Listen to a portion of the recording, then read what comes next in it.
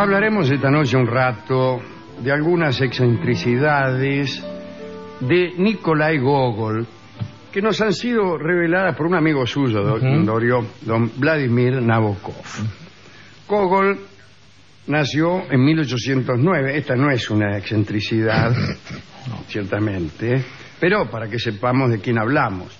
Acá dice que nació en Mirgorod, en la provincia de Poltava, pero yo diría que nació en Sorochintsi, que también es en la provincia de Poltava. O sea, allá donde Judas perdió el poncho. Sus padres eran cosacos. No era un niño muy atractivo.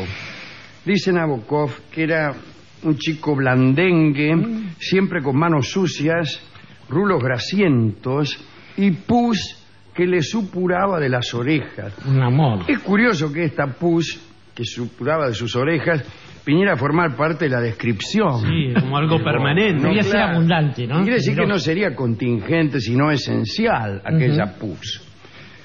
Se hartaba de comer caramelos pegajosos. Y bueno. Me refiero a Gogol.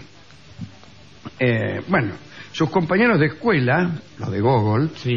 procuraban no tocar los libros que había utilizado, ni acercársele, justamente para evitar tomar contacto con la pringue y la cochambre que eran proverbiales en aquel pequeño. Cuando terminó sus estudios en Nizhyn, en Ucrania, Gogol viajó a San Petersburgo para buscar trabajo, como tantos de nosotros. Sí. Al llegar se agarró un resfrío terrible, también como tantos de nosotros. En el viaje se le había congelado, pero literalmente, no de un modo metafórico, la nariz. Tuvo congelamiento de nariz. Es que Gogol tenía una nariz muy larga. Y bueno. Una de sus bromas predilectas consistía en cubrirse la nariz con el labio inferior. Es notable. Y hay un cuento de Gogol llamado La nariz, que escribió él mucho más tarde. Allá hay un funcionario que descubre que ha desaparecido su nariz y la nariz cobra vida y anda dando vueltas por ahí paseándose en carruaje. Es un cuento gracioso. Gogol admiraba muchísimo a Pushkin y cuando llegó a San Petersburgo lo primero que hizo fue ir a visitarlo. Bueno. Fue y le golpeó la puerta. Pero no tuvo suerte porque Pushkin se negó a recibirlo. Según el ayudante que lo atendió, el maestro estaba muy concentrado en ese instante. Entonces Gogol preguntó si se dedicaba a escribir una nueva obra. Y se le respondió que no, que estaba jugando a la baraja. Y que jamás podía interrumpírselo en esas circunstancias, aunque sí cuando escribía.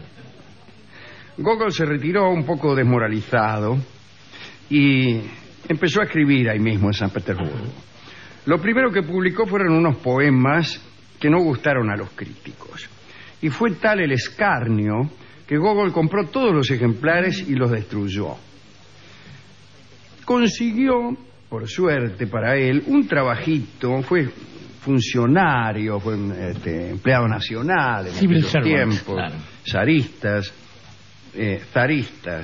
y consiguió anotarse en una especie de círculo literario hasta que finalmente conoció a Pushkin y lo nombraron un poco más tarde profesor de historia. En 1831 escribió su primer libro de historias ucranianas que se llamó Noches en una hacienda de Dikanka, y esta vez le fue bien. Puede decirse que a los 22 años ya era famoso. Cuenta Nabokov que Gogol parecía estar desconectado de la realidad. A veces aparentaba ser tímido y retraído, y otras veces era muy engreído. Digo yo que una cosa no quita la otra. Puede ser que heredara, dice Nabokov, algo de la locura de su madre, que pasaba buena parte del tiempo, según se decía, en un estado de sueño enfermizo. Gogol también era propenso a largos ataques de aburrimiento y estados de estupefacción, y durante los cuales era incapaz de hacer nada. Se quedaba quieto durante 3 o 4 días, y la gente decía que era Aragán. Vio cómo es la gente, ¿no? También era un hipocondríaco notable que juraba que estaba enfermo de un modo espantoso.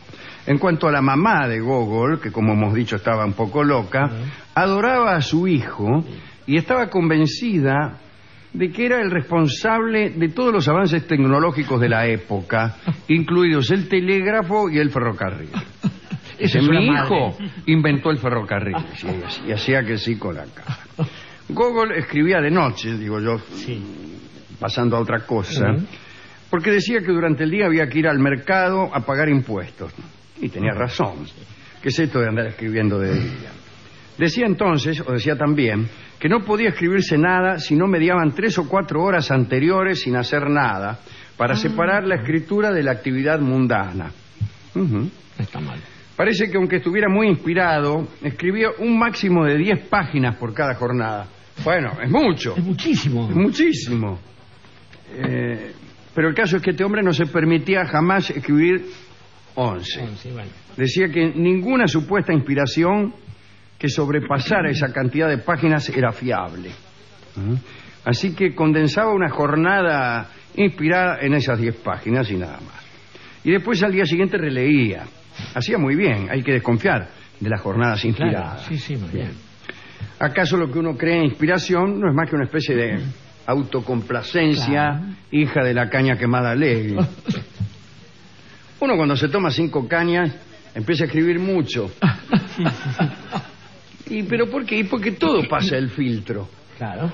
Una de las formas de escribir mucho, de terminar un libro, es estupidizarse. Pero de cualquier manera Y posible. entonces empiezo a escribir. Bien. En 1835 escribió Mirgorod y allí incluyó el relato Taras Bulba, que fue ampliado en 1842 para convertirlo en una novela. También en 1835 trabajó en la obra llamada El Inspector Gubernamental, y allí lo ayudó Pushkin. Esta es una obra genial. El Inspector, la que conocemos nosotros como el Inspector, ¿no? Los habitantes de una pequeña ciudad confunden a un vendedor que había allí, un viajante, con un alto funcionario que tenía que venir de Moscú. Y entonces tratan de sobornarlo, le ofrecen todo tipo de regalos para que pasara por alto las irregularidades que allí se cometían. Una sátira, aquel régimen de una burocracia muy corrupta. Claro. Totalmente, sí. Bueno, poco después murió Pushkin, no en el Inspector, sino en la vida real. Y Gogol quedó destrozado. Dijo que él también había muerto. Y entró en una de esas somnolencias de las que hablamos antes. Al salir de ese estado viajó a Roma. Y mitad viajó a Roma porque no había caído muy bien la historia esta del inspector gubernamental. Así que se fue a Roma y ahí vivió muchos años. Y empezó a escribir Almas Muertas. Sí, sí. Quizá el mejor de su libro. Sí. La historia de Pavel Chichikov, un estafador que iba comprando títulos de propiedad de sirvientes que aparecían en los censos pero que habían muerto hace poco. Almas muertas son esas, tipos muertos, y él compraba cosas y propiedades, y bueno. Después escribió El Sobre Todo, o El Capote, como usted quiera llamarle, que también está fenómeno. Pero en el momento de su publicación, Almas Muertas figuraba como la primera parte de una obra más amplia. Gogol empezó a escribir la continuación, pero tuvo un ataque místico, por decir algo, y tiró el manuscrito al fuego. En realidad, el tipo había conocido a un sacerdote que se llamaba, me parece a mí, Konstantinov, o algo así. Sí. Y que medio se lo había meloneado al tipo, diciéndole que sus obras eran pecaminosas. Y lleno de culpa, él tiró al fuego, no el manuscrito, el borrador de la que sería la segunda parte de Almas Muertas. Después fue a peregrinar a Tierra Santa y regresó a Rusia en un estado de profunda melancolía, ¿no? Tiró incluso más obras al fuego. Hay que decir que Gogol era un hombre casto. En el peor sentido de esa palabra. Sí. Se creía insignificante y se condenó él mismo a admirar a las mujeres desde lejos. Quiso remediar o solucionar este problema en los últimos años de su vida y le propuso matrimonio a una joven condesa. Y él le explicó, al proponerle el matrimonio, que la unión debía ser plenamente espiritual y advirtió a la mujer que el sexo no intervendría. Y fue rechazado. Igual creo que lo iban a rechazar lo mismo, ¿no? Esto lo deprimió todavía más. Y así, sin poder escribir y sin poder amar, se tumbó en una cama y se negó a hablar con nadie o que lo visitara nadie. Dejó de comer hasta que pasó, se murió. Sí. Y nadie resiste así. Fue en 1852 y tenía 43 años. Él tenía una extraña teoría poética acerca de las mujeres. Decía que los pensamientos eran la mujer. Escribió: ¿qué es la mujer? El lenguaje de los dioses. Es poesía, es pensamiento, y no somos más que su encarnación en la realidad. Guarda, esta es una idea interesante. Está cercana a algún derrotero que hace Robert Graves y los seguidores de la Rosa Blanca, la musa, y etcétera. Otro lacaniano.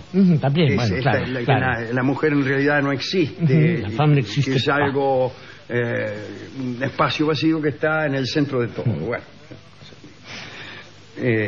dice, mientras esta idea, a saber, la mujer es pensamiento, mientras esta idea permanece en la mente del artista, mientras el artista está creando y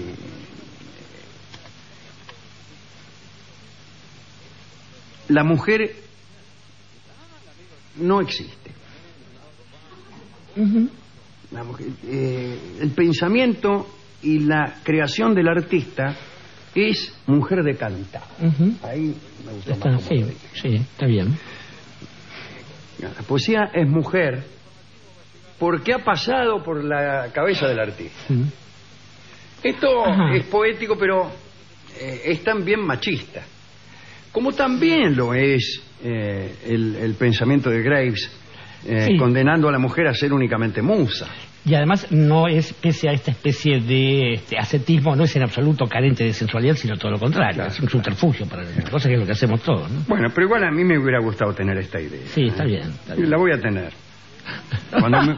Cuando me olvide de que pertenece a Gogol, seguramente se me ocurrirá.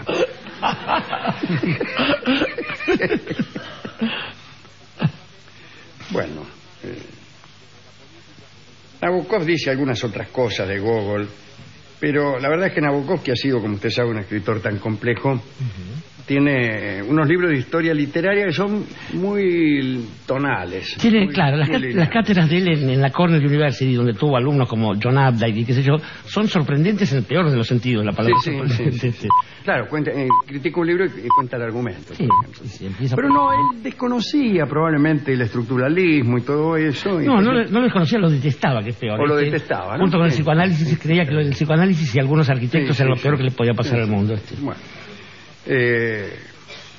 Pero, claro, y después dice, Gogol es una de las cumbres del realismo en la literatura rusa. Bueno, tampoco decir mucho. Pero alguien lo tiene que decir. Claro. Así que está bien. Bueno, no importa. Nabokov es uno de nuestros... Sí, absolutamente. ¿A quién quiere dedicar estas excentricidades, estas historias, este recuerdo que hemos tenido del amigo Gogol? Estaba pensando, Alejandro, que Gogol, a la semejanza de muchos de sus contemporáneos y compatriotas, además, vivían con una especie de extraña mirada sobre lo que no era la madre Rusia, es decir, esa mezcla de frío, nieve, tiranía, despotismo y pobreza, que es lo que era la vida de la mayoría de los tipos que se dedicaron a la literatura en Rusia, salvo el conde Lev. Pero pensaba que justamente una buena reivindicación de esto aparece con Nabokov, cuando Nabokov le descubre a los rusos el resto del mundo y los hace vivir de otra manera, porque estoy seguro que Gogol, que pudo olvidar, si alguna vez pudo olvidar que era feo, que era fracasado en cuestiones del amor, incluso que era una especie de virgen, fue seguramente cuando llegó a Roma. También un señor llamado Ezra Pound pudo explicar alguna vez que hay cosas que suceden en Roma, pero no por el milagro del cristianismo, sino porque el milagro verdadero es Roma. De modo que me lo imagino a Nikolai Gogol caminando por alguna de las callejuelas, probablemente en el Trastevere, y mirando para arriba, viendo el sol, ese sol que le había sido tan esquivo en toda su vida, debe haber dicho alguna vez, mirad, ese es mi poncho. Está bien, y un poncho mucho más grato que el sobre todo, el capote, de su relato. Así que a falta de una milonga que se llama El Capote, o El Sobre Todo, escucharemos a Amalia de la Vega en la milonga que se llama Mi Poncho. Adelante.